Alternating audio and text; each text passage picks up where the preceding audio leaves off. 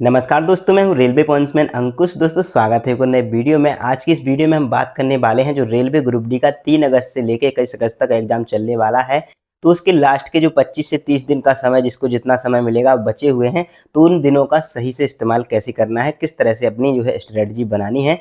तो सबसे पहले आप सभी को क्लियर कर दें कि ये वीडियो सिर्फ उन स्टूडेंट्स के लिए है जिनका सिलेबस कम से कम 50 टू 70% कम से कम हो गया है। जिनका सिलेबस अभी बिल्कुल इन्होंने शुरू किया है, तो उनके लिए तो ये वीडियो बिल्कुल भी काम की नहीं है, क्योंकि जो चीज़ें मैं बता रहा हूँ ये सिर्फ उन्हीं के काम की हैं जिन्होंने कम से कम 50 या फिर 70% सिलेबस कंप्लीट कर लिया है। और बाकी का जो 30% सिलेबस बचा हुआ है उसके हिसाब से मैं सारी चीज़ें आपको बताऊंगा कि वो कैसे आपको कवर करना है और कैसे आपको सारी चीज़ें आगे के 25 से 30 दिनों तक चलानी है, जिससे आपके एग्जाम में आपको बहुत ज़्यादा हेल्प मिल पाए। तो चलिए बिना किसी टाइम वेस्ट के सारी चीज़ें शुरू करते हैं। देखो, स्ट्रेटजी बताने से पहले कुछ चीज़ें मैं क्लियर कर दूं जो बहुत सारे स्टूडेंट गलती करते हैं। सबसे पहली जो गलती करते हैं कि वो नए नए जो किताबें हैं वो खरीदने में लग जाते हैं, नए टीचर्स ढूंढने में लग जाते हैं कि हमें ये वाला टॉपिक इन टीचर से समझ में नहीं आ रहा है, तो नए टीचर से पढ़ के देखते हैं, उनसे समझ में आ जाएगा। इसमें आपका समय खराब हो जाएगा।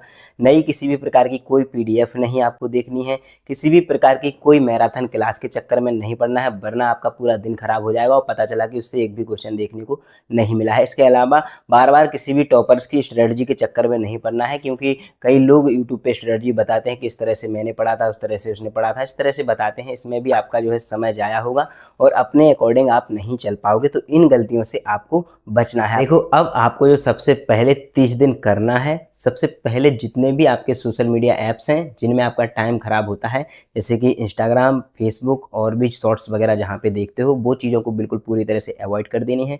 7 घंटे की मिनिमम आपको नींद लेनी है, अच्छा खाना खाना है और पानी प्रॉपर अच्छे से पीना है।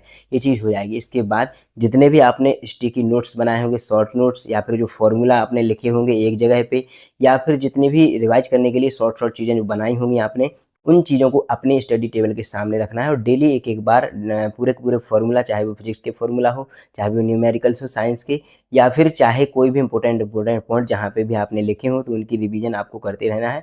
मैथ के जो एडवांस मैथ होती है उसके जितने भी फॉर्मूला हैं, चाहे रीजनिंग में कुछ ट्रिक आपने सीखी होगी, तो इनका रिवीजन करते जाना है, जिससे कि क्वेश्चंस आपके जल्दी हो जाएं और आपका समय एग्जाम में बहुत ज़्यादा बच जाए। इसके अलावा देखो, बहुत सारे कैंडिडेट क्या है कि पिछली बार की कट ऑफ को देखकर तैयारी करते हैं। देखो, पिछली बार की कट ऑफ को मत देखा करो, क्योंकि शिफ्ट अलग अलग होती हैं और इसमें नॉर्मलाइजेशन भी हर बार अलग अलग हो जाता है। तो इस बार की जो शिफ्ट थी, जैसी भी आई थी, जैसे कैंडिडेट थे, उस हिसाब से गया है। बाकी हो सकता है कि अगली बार का एग्जाम हो सकता है और भी ज़्यादा ईजी हो जाए, या फिर हो सकता है इससे भी ज़्यादा बहुत ज़्यादा कठिन भी पूछा जा सके।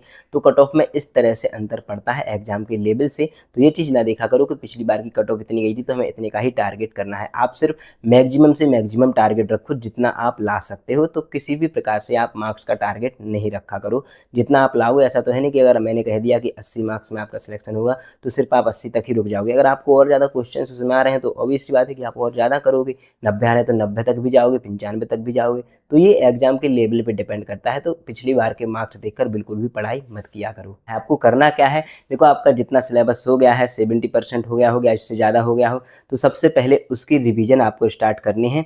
रिवीजन करोगे, इसके बाद जो भी चीज़ें आपके जो है सिलेबस में बची हुई हैं, जितने टॉपिक बचे हों, चाहे वो मैथ के, रीजनिंग को या साइंस के हों, तो उनको आपको लिख लेना है अलग अलग सब्जेक्ट वाइज और अलग अलग इस तरह से कि जो आपके जो है टॉपिक ईजी आपको लगते हो, जो आपको नॉर्मल लगते हो, जो आपको डिफ़िकल्ट लगते हो, तो अलग अलग लिख लेना है। तो सबसे पहले जो आपके ईजी टॉपिक हैं उनको कंप्लीट कर लेना है, फिर नॉर्मल वालों को। अगर टाइम बचता है तब तक तो फिर डिफ़िकल्ट टॉपिक को समझने की सिर्फ एक ही बार कोशिश करनी है। समझ में आता है तो ठीक है, नहीं तो फिर उनको आपको अवॉइड कर देना है, क्योंकि आगे की और जो चीज़ें हैं, इसी तरह से साइंस की भी आपको चीज़ें करनी है, इसी तरह से आपको रीजनिंग की भी चीज़ें करनी है। देखो, अगर आपके टाइम टेबल की बात करें तो आपको मिनिमम 8 घंटे का तो समय देना ही है। अगर इससे ज़्यादा मैक्सिमम 10 या 12 घंटे का समय आप दे सकते हो तो फिर आपको मैक्सिमम से मैक्सिमम समय देना है। लेकिन एक चीज़ का ध्यान रखना है कि कम से कम 7 से 8 घंटे की नींद आपको प्रॉपर पूरी तरह से पर डे लेनी है। ऐसा नहीं है कि आप अगर किसी काम में व्यस्त हो गए तो फिर नींद को अवॉइड करके आप पढ़ाई करने लग जाओगे, तो बहुत सारी चीज़ें फिर आप इसमें भूलने लगोगे। तो नींद बहुत ज़्यादा ज़रूरी है।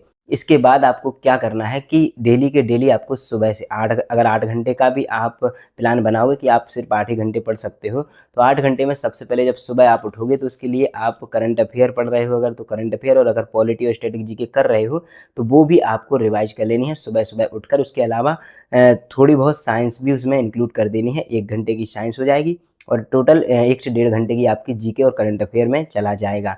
इसके बाद करंट अफेयर की बात करें तो इसके लिए आप या तो एडिटोरिया या फिर आप स्पीडी की बुक ले सकते हैं, दोनों ही बुक बेस्ट हैं। इसमें से क्वेश्चन आएगा तो ठीक है, नहीं तो फिर इससे बाहर और कोई ऐसी बुक नहीं है जिससे क्वेश्चन आते होंगे।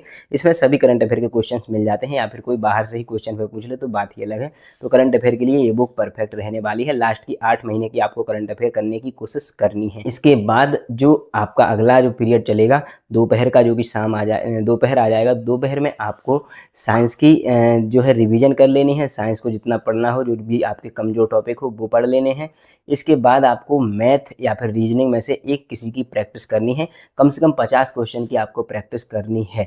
इसके बाद जो है शाम का टाइम आ जाएगा लगभग, तो आपको एक मॉक टेस्ट देना है। मॉक टेस्ट लगातार आपको देना है, ऐसा नहीं है कि बैठ गए और 10-20 क्वेश्चन किए फिर उसको पॉज करके, तो क्योंकि इसमें रिज्यूम करने का ऑप्शन यहाँ पे आपको मिलता है।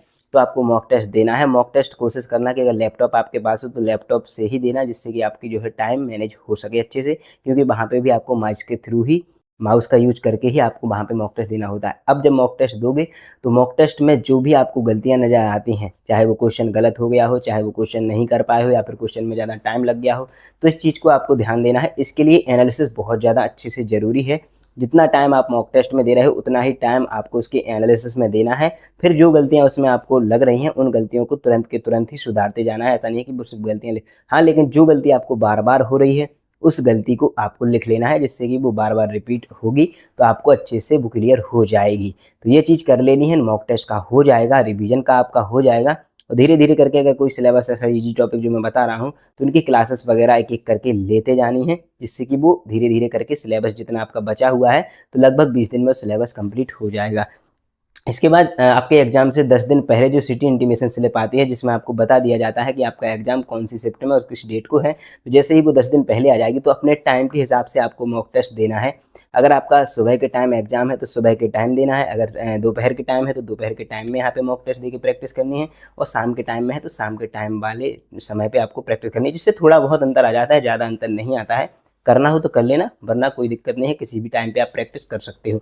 इसके बाद जब शाम यानी कि रात जब हो जाएगी तो रात में आप मैथ की जितनी ज़्यादा प्रैक्टिस करते हो तो मैथ की प्रैक्टिस करना। इसके अलावा जितनी साइंस आपकी जो भी बाकी चीज़ें रह गई होंगी तो साइंस में भी पढ़ लेना। देखो, आपको करंट अफेयर और जीके के लिए ज़्यादा समय नहीं देना है, क्योंकि जितना ज़्यादा आप साइंस के लिए समय दोगे उतना अच्छा स्कोर आप करने के चांस रहेंगे, क्योंकि जीके करंट अफेयर में पता नहीं रहता है कहाँ से क्या चीज़ें आने वाली हैं। तो आपको मैथ, रीजनिंग और साइंस को अपनी जो है पकड़ उस पर मजबूत बनानी है। और जो मैंने प्रैक्टिस के लिए बताया है उसमें आप प्रीवियस ईयर के क्वेश्चंस का जो है यूज कर सकते हैं मैथ और रीजनिंग के क्वेश्चंस के लिए।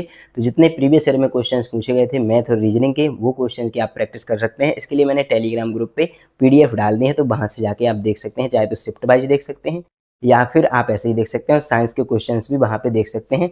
तो ये मैं पीडीएफ आपको टेलीग्राम ग्रुप में पहले से भी डले हैं, अभी फिर से मैं डाल दूंगा, और टेलीग्राम ग्रुप की लिंक बायो में मिल जाएगी और डिस्क्रिप्शन में भी मिल जाएगी। तो वहाँ से जाके आप टेलीग्राम ग्रुप ज्वाइन करके वो पीडीएफ डाउनलोड करके वहाँ से प्रैक्टिस कर सकते हैं। कम से कम मैथ और रीजनिंग के 50-50 क्वेश्चंस डेली प्रैक्टिस करनी है। बाकी जो मॉक टेस्ट में आएगा वो तो करनी है, उसकी एनालिसिस अच्छे से आपको करनी है। बाकी मैं यही कहूँगा कि जितनी ज़्यादा आप रिवीजन को प्राथमिकता देंगे, जितना ज़्यादा आप मॉक टेस्ट देकर उसकी अच्छे से एनालिसिस करेंगे, और जो शॉर्ट मैंने फार्मूला वगैरह बताए हैं सारी की अच्छे से जो है बार बार रिपीट करते रहेंगे।